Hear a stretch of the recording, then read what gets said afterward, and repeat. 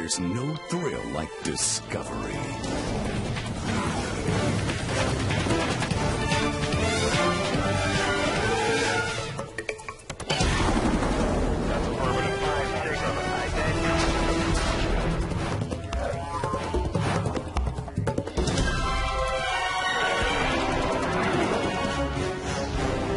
The Discovery Channel.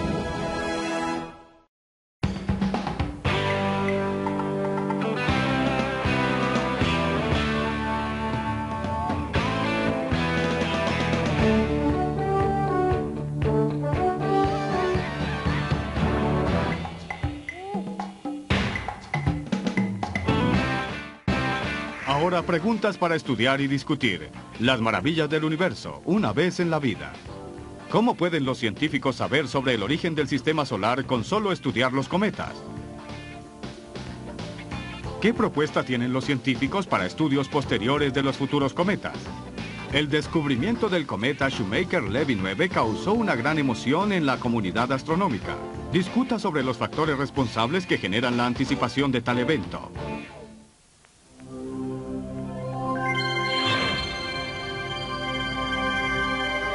Maravillas del universo.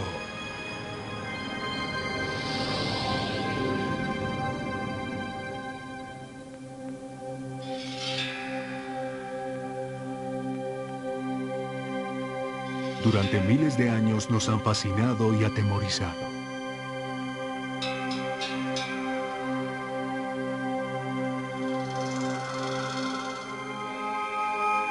Los astrónomos han salido a investigar sus misterios.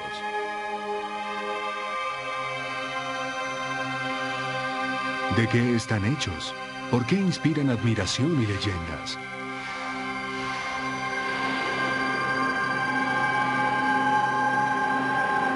Los cometas.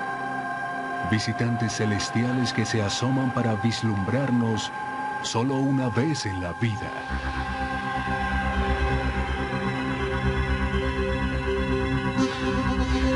Los cometas son los nómadas de nuestro sistema solar. Algunos viajan en órbitas aleatorias entre obstáculos como los planetas.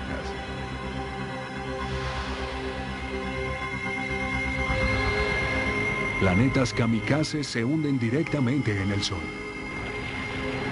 Otros solo rozan su ardiente superficie para nunca más regresar. La historia de los cometas es antigua. Para comprender de dónde vienen y por qué son tan importantes, tenemos que hacer un viaje a casi 5 millardos de años atrás, al nacimiento de nuestro sistema solar. En una nébula primitiva, los elementos más pesados se unieron para formar el Sol y los planetas internos, pequeños mundos sólidos como la Tierra y Marte. A medida que el Sol se calentaba, generaba viento solar. Con él se transportaban los elementos más livianos. Estos formarían los planetas externos, gigantes gaseosos como Júpiter y Neptuno. Más allá de estos, a un tercio de camino de la estrella más cercana, el viento solar depositó una barrera de polvo y hielo conocida como la nube Oort. Y es de Oort que caen los cometas.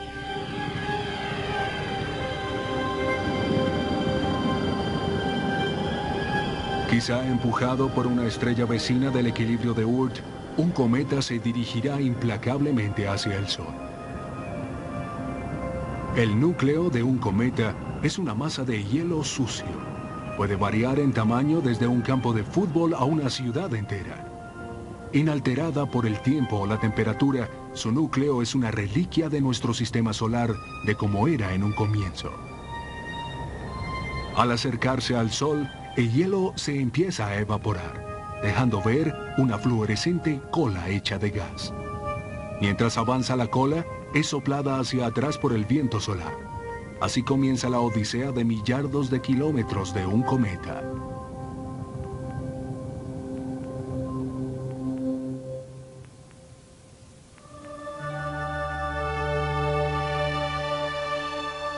La cola de un cometa se puede estirar 160 millones de kilómetros a través del espacio, pero solo existe dentro del calor de los planetas internos. A medida que el cometa regresa a las profundidades externas heladas, la cola desaparecerá. Desde la Tierra, un cometa puede adornar los cielos por semanas enteras.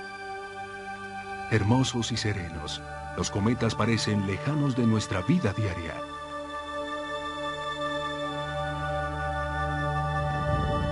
Sin embargo, en tiempos antiguos los cometas colisionaban con la Tierra y podrían hacerlo de nuevo. En 1994 el objetivo fue Júpiter.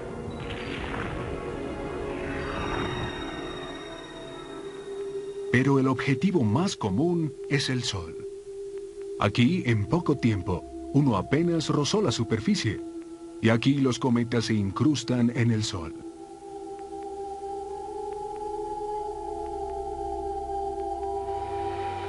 Del despertar de los cometas nacen las estrellas fugaces.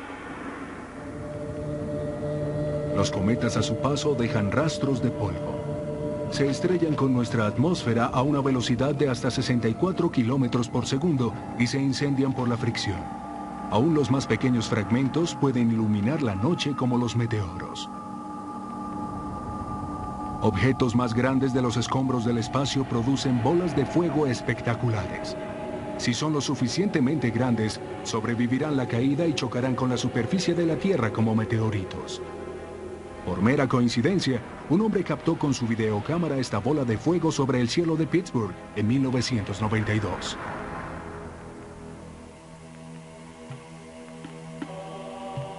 Tal vez la roca más famosa del cielo está situada en plata, en la base de una estructura negra conocida como Kaaba. En la ciudad santa de la Meca es el tiempo de Ejaz, donde millones de personas se congregan en el sitio de nacimiento de Mohammed.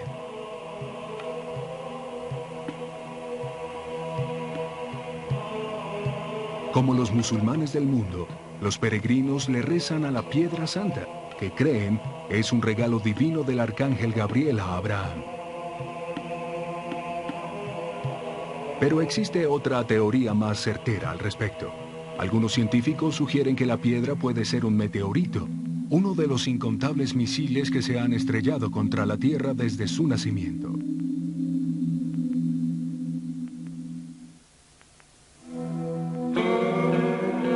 Monte Palomar, California. A través de este telescopio, un descubrimiento deslumbrante. En 1993, tres astrónomos, Eugene y Caroline Shoemaker y David Levy, encontraron un nuevo y extraño cometa. Este cometa fue descubierto por nosotros y un joven francés, Philippe Banjoya de Niza, Francia.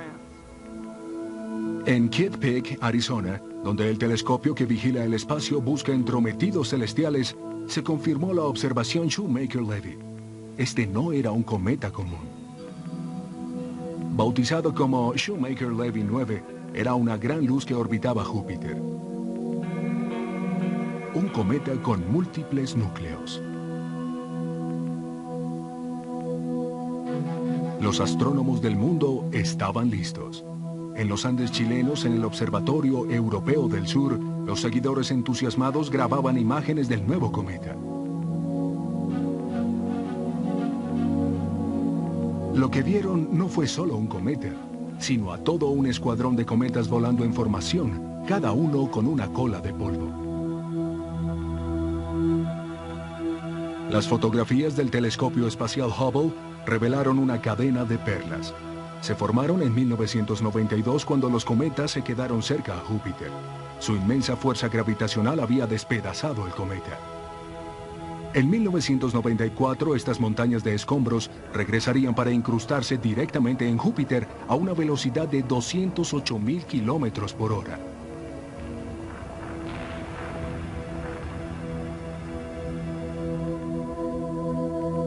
Los científicos y los artistas dieron sus visiones de lo que podría ocurrir. Por primera vez en la historia observaríamos la colisión de un cometa con un planeta. La gigante bola de gas, Júpiter, 1.300 veces más grande que la Tierra. Los impactos ocurrirían en un lado de Júpiter, justo fuera de la visibilidad desde la Tierra. Los observadores tuvieron que contener la respiración mientras la rotación del planeta trajo a la vista cada impacto.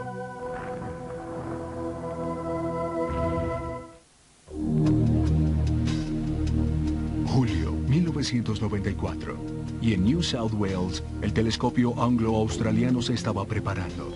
Era la semana del cometa, y el Shoemaker-Levy estaba estupendo, mucho más de lo que los astrónomos esperaban. Día a día, mientras las filas de cometas colisionaban con Júpiter, sus puntos de impacto se podían observar.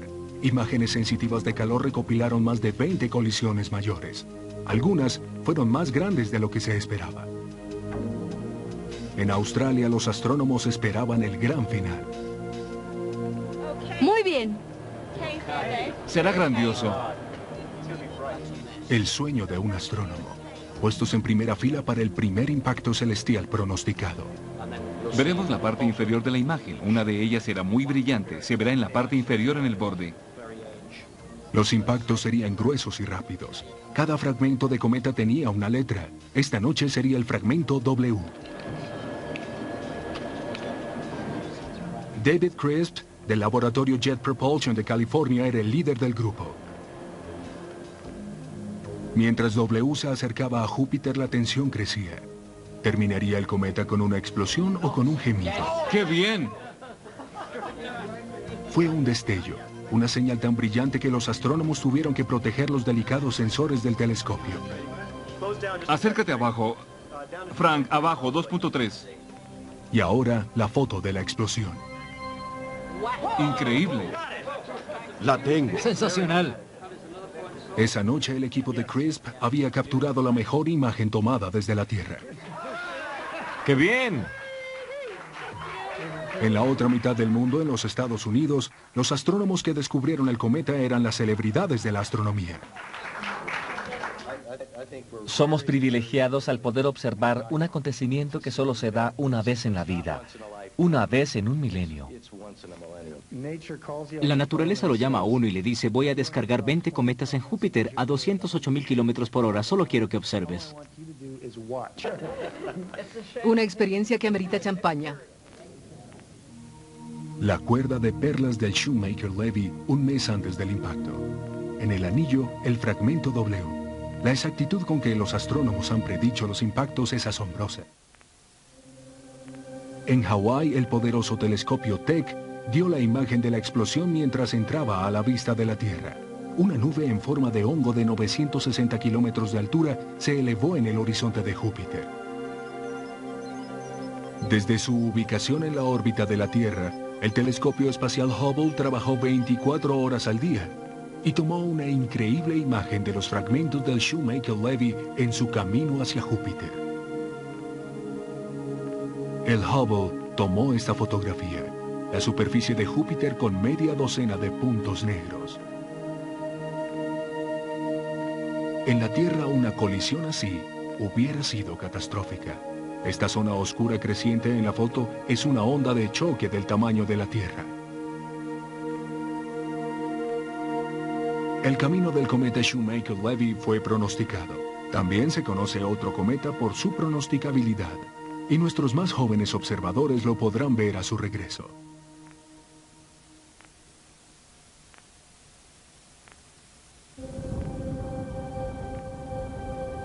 Hace mucho, otro cometa pasó cerca a Júpiter. Al igual que el Shoemaker-Levy, su órbita cambió para siempre por la gravedad del gigante planeta.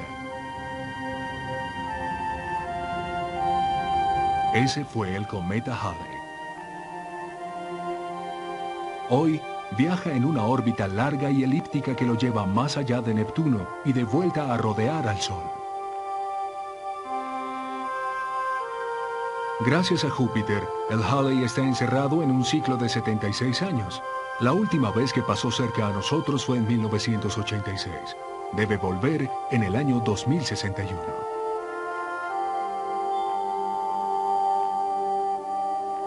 Nuestro entendimiento de los cometas comenzó con el Halley. Más que ningún otro, ayudó a resolver los misterios de su origen.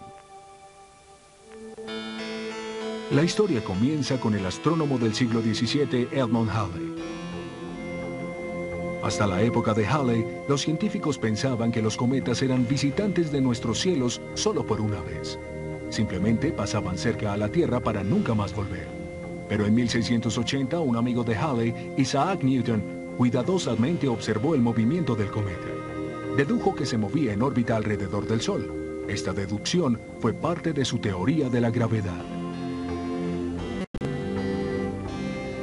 Newton dedujo que un cometa con una órbita más pequeña podría ser visto una y otra vez. Para probar esta idea, Edmund Halley analizó las posiciones de otros 24 cometas. Surgieron dos importantes observaciones. Primero, 3 de los lugares estaban separados por el mismo intervalo de 76 años. Segundo, estos 3 cometas parecían tener casi la misma órbita. ¿Podrían ser parte del mismo cometa, un visitante regular? Si así fuera, la próxima visita sería en 1758.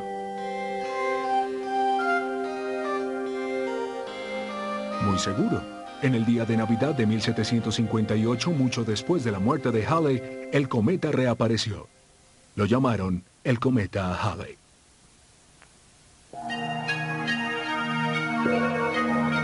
Estas revelaciones permitieron a los astrónomos seguir los pasos de los cometas atrás en el tiempo.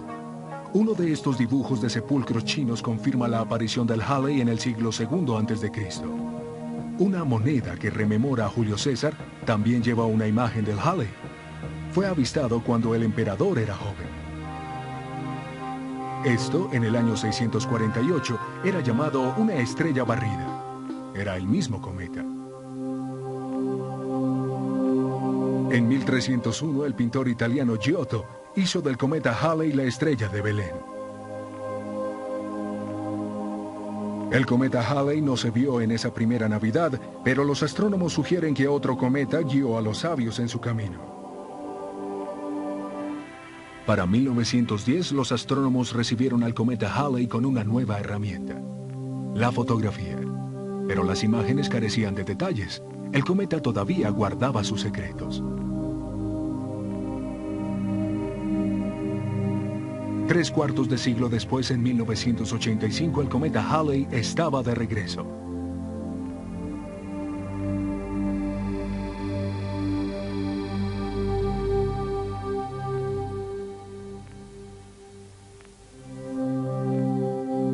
En esta oportunidad, las cámaras supersensitivas, los telescopios gigantes y una flota de sondas estaban a la espera.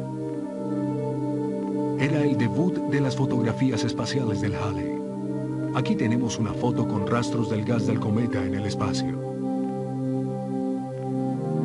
En 1986, las mejores imágenes fueron tomadas desde el hemisferio sur. Estas desde Chile, cuando el Halley le había dado la vuelta al Sol. Y esta desde los cielos libres de contaminación de la África ecuatorial, una borrosa nube llamada la Coma, claramente visible mientras rodeaba el núcleo del cometa. Colas curvadas de polvo que parecían amarillas al ojo humano. Y una recta cola de gas azul fluorescente que se extendía millones de kilómetros. Otra vista desde África. Por primera vez, los científicos hicieron más que simplemente observar el cometa. Salieron a su encuentro. Mientras el Halley pasaba, una armada de aparatos robóticos espaciales corrían a interceptarlo. 2 soviéticos, 2 japoneses y una sonda europea llamada Hoto. Hoto iba al encuentro más cercano de todos los encuentros. Los científicos planeaban enviar a Hoto directo al centro del cometa y grabarlo en video. Mientras Hoto se dirigía a su presa, los computadores deliberadamente pintaban el cometa con falsos colores. Esto les permitió a los científicos datos sin precedentes de la brillantez y densidad de los cometas. Pero las fotografías decepcionaron a los televidentes.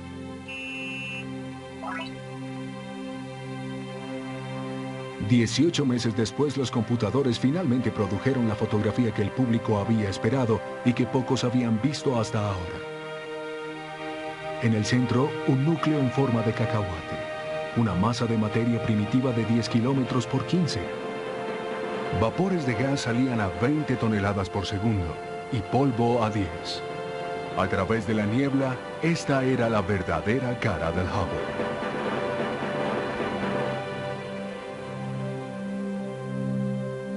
La transmisión de video se cortó a menos de 1.600 kilómetros antes de su punto de encuentro. Pero Otto había descubierto un caparazón oscuro y duro con un interior helado.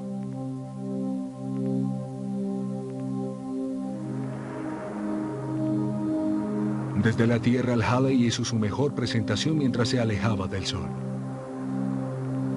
Fotografiada durante meses, la cola del Halley parecía alargarse y encogerse día tras día. Al final de la década de los 80, el Halley se alejó y su imagen se desvaneció. Pero de repente, en 1991, volvió a brillar. ¿Pudo el cometa colisionar con algo? Nos enteraremos en el año 2061.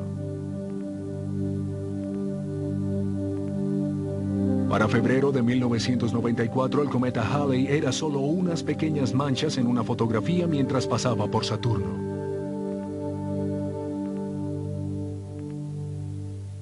El futuro traerá nuevos cometas. Los astrónomos americanos y europeos propusieron aterrizar en un cometa. La nave no llevaría astronautas. Nunca sobrevivirían. En su lugar, un poderoso robot con sensores haría el trabajo.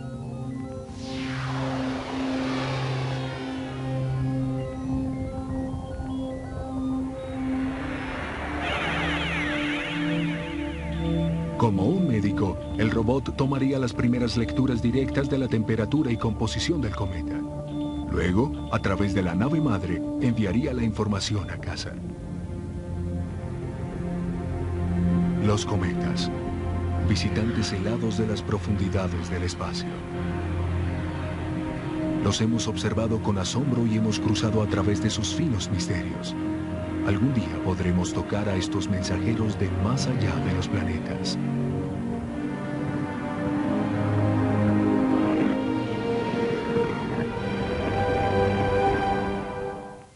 A continuación, respuestas para las preguntas sobre las maravillas del universo, una vez en la vida.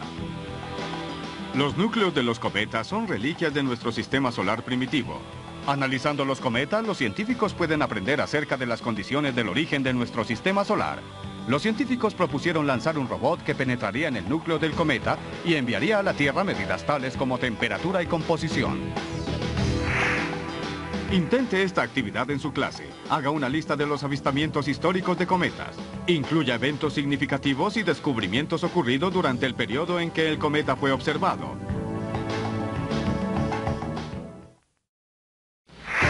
Ahora, preguntas para discutir y estudiar de las maravillas del universo al filo del tiempo. ¿Cuál era la mayor diferencia entre el modelo del sistema solar de Copérnico y Kepler? ¿Cuál fue la mayor contribución de Isaac Newton en el estudio del movimiento de los planetas? Discutan las razones que los astrónomos tenían para usar diferentes métodos para determinar las distancias de objetos celestiales.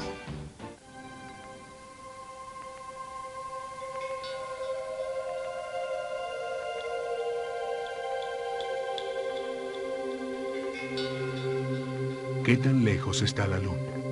¿Y qué tan lejos las estrellas? Alrededor del mundo, los astrónomos persiguen una antigua misión. Son personas realistas, científicos que entienden la insignificancia de nuestro planeta en el gran esquema de las cosas.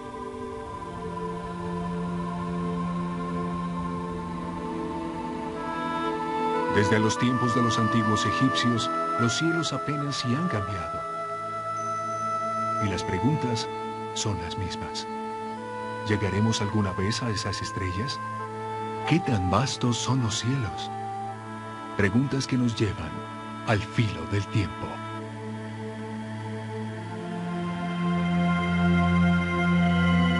En la búsqueda de la medición del universo, la Luna es nuestro primer objetivo.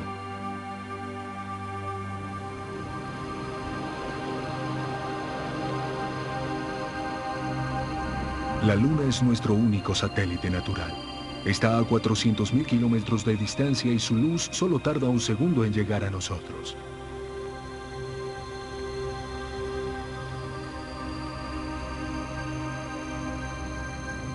La Tierra es uno de los 9 planetas que orbitan el Sol. El Sol está a casi 150 millones de kilómetros de distancia y su luz tarda casi 8 minutos en llegar a nosotros.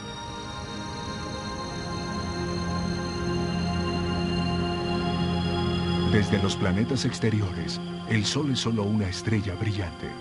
Neptuno está a casi 5 millardos de kilómetros de distancia de su fuente de calor. La luz del Sol se tarda 4 horas y media en llegar hasta allí. Más allá de los planetas están las estrellas. A simple vista se ven iguales, parecen de 2 dimensiones. Ahora, gracias a la astronomía, sabemos más de su naturaleza y distancia.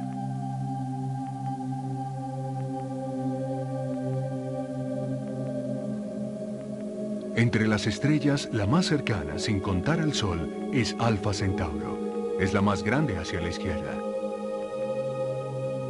Alfa Centauro está a 40 trillones de kilómetros de la Tierra.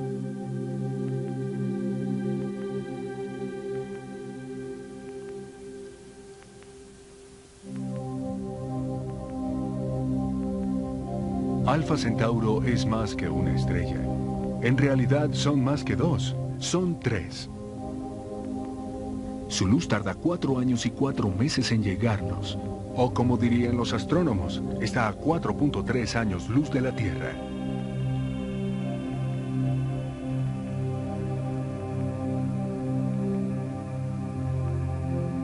Desde tal distancia el Sol es un punto. Una modesta estrella visible a simple vista.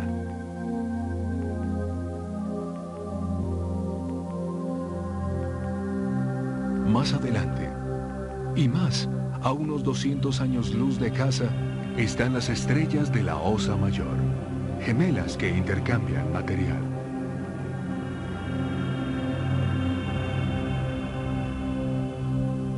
Más lejos aún, en las estrellas de Orión, desde la Tierra, hay un patrón de 2 dimensiones.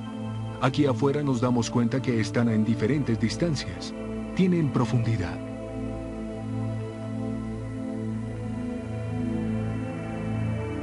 Hemos llegado a 1500 años luz de distancia, al corazón de la constelación, la nebulosa de Orión. Es una gran nube de hidrógeno y polvo, un capullo de gestación, un sitio donde nacen estrellas.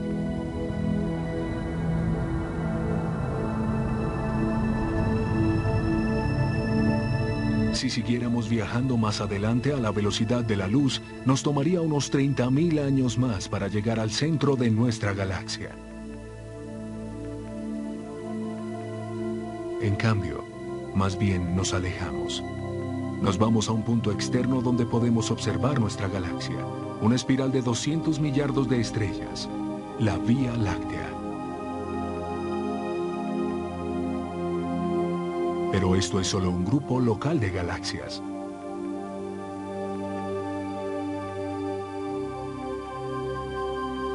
Ese grupo, a su vez, es parte de un grupo más grande, la Gran Agrupación. Los grandes grupos forman telarañas, redes que atraviesan el universo y los espacios aparentemente vacíos, sin galaxias.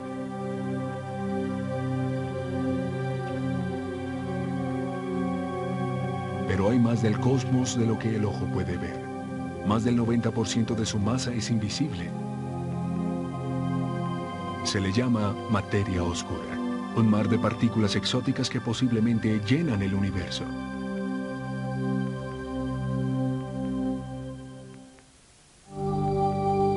¿Cómo saben los astrónomos todo esto?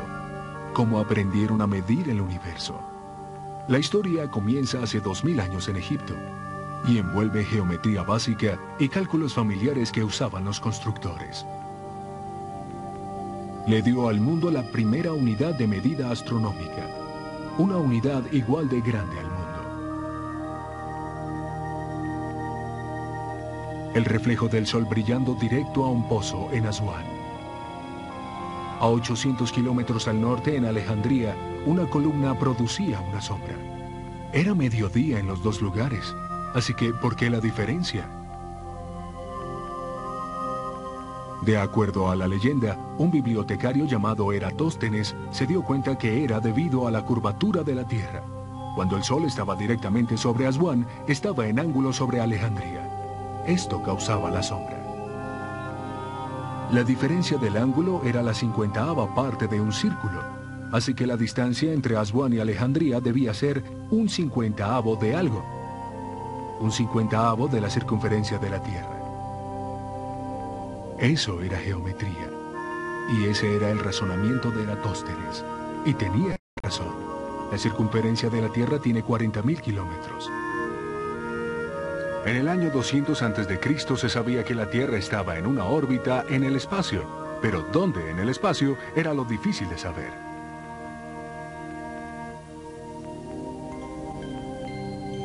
Una teoría griega puso a la Tierra en el centro de las cosas.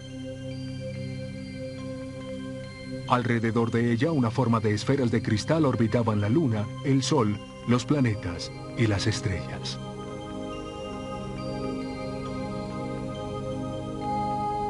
Pero los planetas eran un rompecabezas llamado prodigio de estrellas. Su recorrido a través del cielo puede ser errático. Algunas se detendrían, retrocederían y volverían a adelantarse. El astrónomo griego Ptolomeo tenía una respuesta. Las agrupó con su divagar en epiciclos, pequeñas órbitas hechas por los planetas alrededor de su órbita principal. Una idea torpe, pero parecía encajar en las observaciones.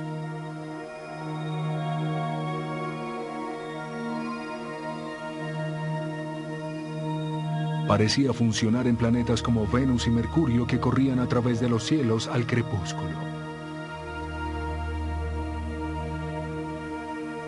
Pero falló con otros como Marte. Durante 1400 años no hubo progresos. Un astrónomo con ojo de águila llamado Tycho Brahe tuvo una gran idea. Todavía tenía al Sol orbitando la Tierra, pero tenía a los planetas orbitando al Sol. El paso de un cometa iluminó su teoría. Observando el gran cometa en 1577, Brahe calculó que en una noche su movimiento comparado a las estrellas del fondo era mucho menor que el de la Luna. Esto puso a los cometas entre los planetas, deshaciéndose de la teoría de las esferas de cristales.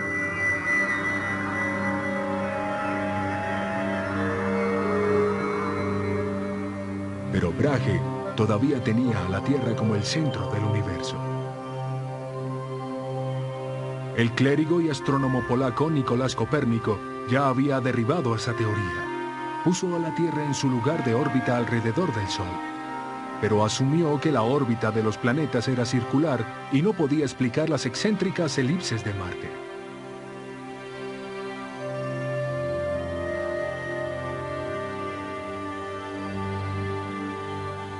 Un matemático alemán, Johann Kepler, lo pudo hacer. Se dio cuenta que las órbitas de los planetas no eran circulares sino elípticas, y que la velocidad de los planetas depende de su distancia del Sol.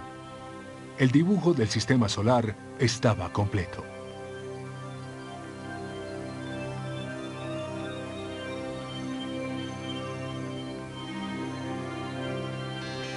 El científico inglés Isaac Newton.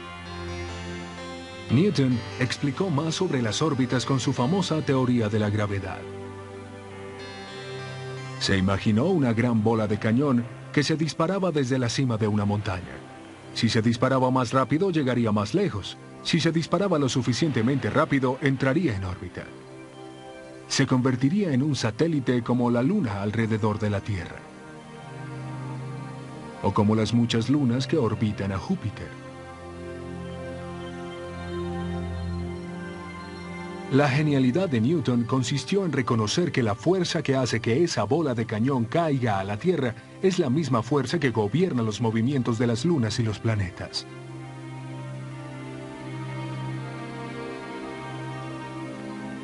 Es la fuerza la que dicta la velocidad de las órbitas. En el sistema solar, entre más cerca se esté del Sol, más rápido se tiene que mover para mantenerse en órbita. Y es la fuerza que impulsa a las naves espaciales que exploran los planetas.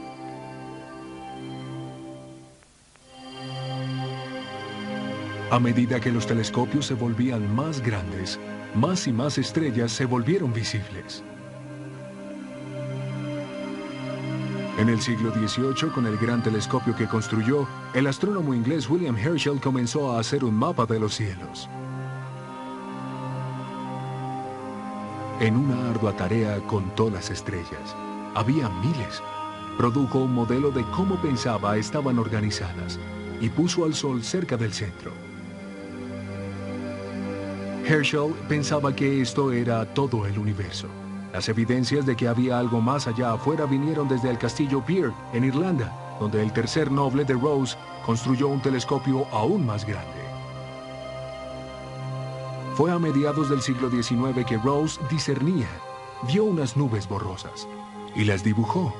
Dentro de algunas nubes había estructuras que giraban. Rose había dado un vistazo a los misterios más allá de la Vía Láctea.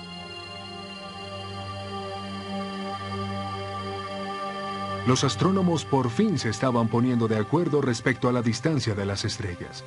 Nuevas y precisas observaciones revelaron que las estrellas cambian de posición mientras la Tierra orbita el Sol. Es muy difícil de observar ya que las estrellas están muy lejos. Este efecto se llama paralaje. Se mide observando una estrella de un lado de nuestra órbita solar y luego 6 meses después desde la otra. ¿Qué tanto se mueve una estrella? Depende de su distancia. Entre más cerca esté, más se mueve. Los astrónomos se dieron cuenta de que las estrellas están muy lejos, a años luz de distancia. La astronomía estaba llegando a su gran momento. Los científicos pasaban la luz de las estrellas a través de prismas. Dividiendo la luz, podían leer el carácter de la estrella en el arco iris de su espectro. La técnica es utilizada todavía hoy en día. Una estrella amarilla como nuestro Sol tiene un rango de luminosidad de 1. Las estrellas más luminosas brillan azul con un rango de 10, o tal vez 100 o 1000. Si se conoce la luminosidad y la temperatura, posiblemente se pueda deducir la distancia de esa estrella.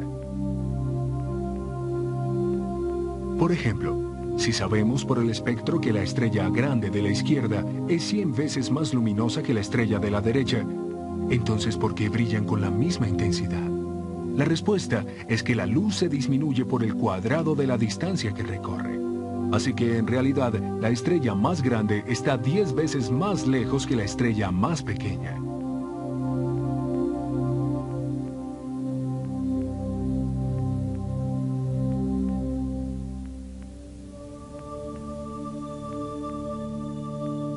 De la profundidad del cosmos, una estrella que late como un corazón.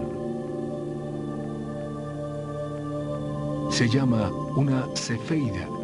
Los astrónomos pueden decir su distancia por el ritmo de sus pulsaciones. Las cefeidas son puntos celestiales que ayudan a medir algunos de los objetos más lejanos en el cielo.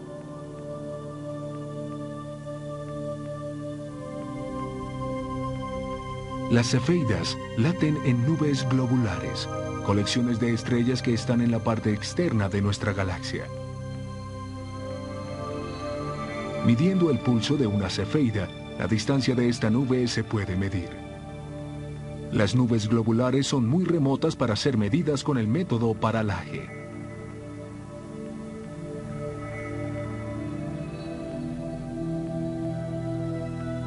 La observación de las cefeidas ha ayudado a trazar los mapas de las estructuras de la galaxia. El Sol no está en el centro, sino a 2/3 del borde. Al final, el Sol fue destronado de su lugar como el centro del universo. Pero había otra sorpresa todavía.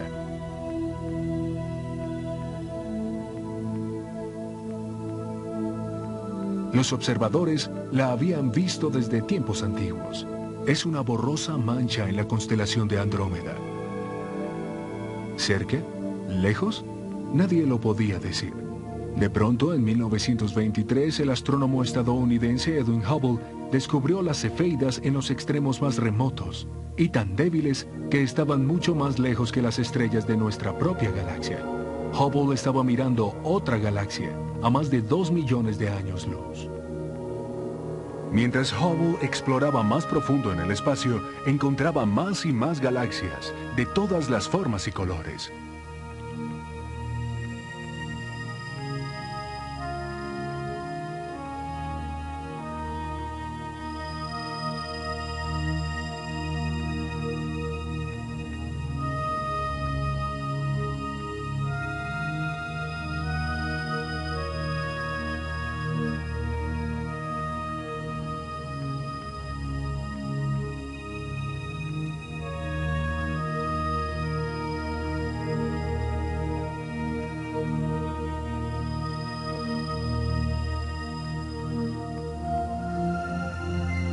Hubble reveló un universo en expansión. Las galaxias viajaban hacia afuera en todas direcciones. Entre más lejos se encontraban, más rápido parecían alejarse. La evidencia estaba en su luz. Se movía hacia la parte roja del espectro, una señal de expansión de las ondas de longitud.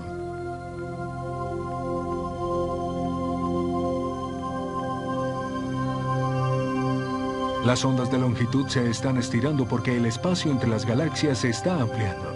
Las galaxias se están alejando unas de otras.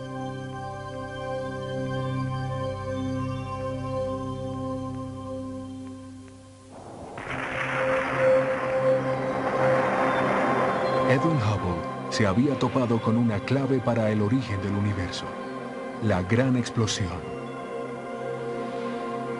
Sus brillantes observaciones revelaron un universo en constante expansión, un universo que tuvo que tener un punto de partida, un momento donde el tiempo y el espacio nacieron.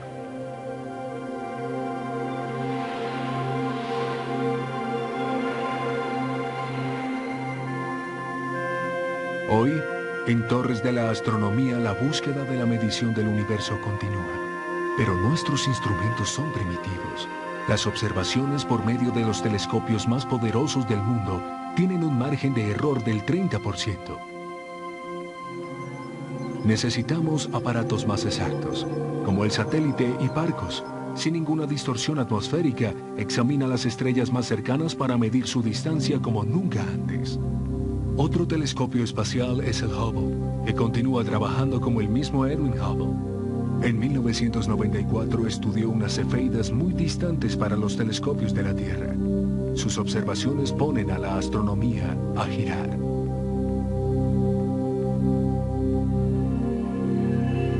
La cefeida nos da una distancia de la galaxia de 50 millones de años luz. Esa distancia, cuando es unida con el movimiento rojo de la galaxia, le dijo a los astrónomos que el universo era solo de 9 o 10 millardos de años de antigüedad. Si el universo es tan joven, ¿cómo es que se han medido estrellas más antiguas? ¿Será que las pulsantes cefeidas están enviando falsas señales?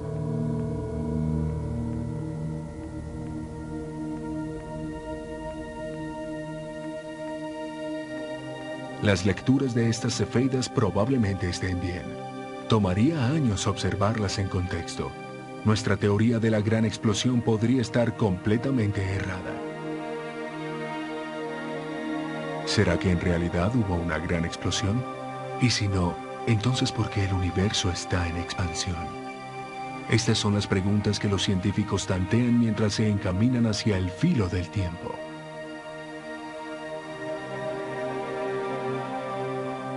En los años por venir, nuestras ideas sobre el cosmos podrían estar tan erradas como las de aquellos antiguos observadores.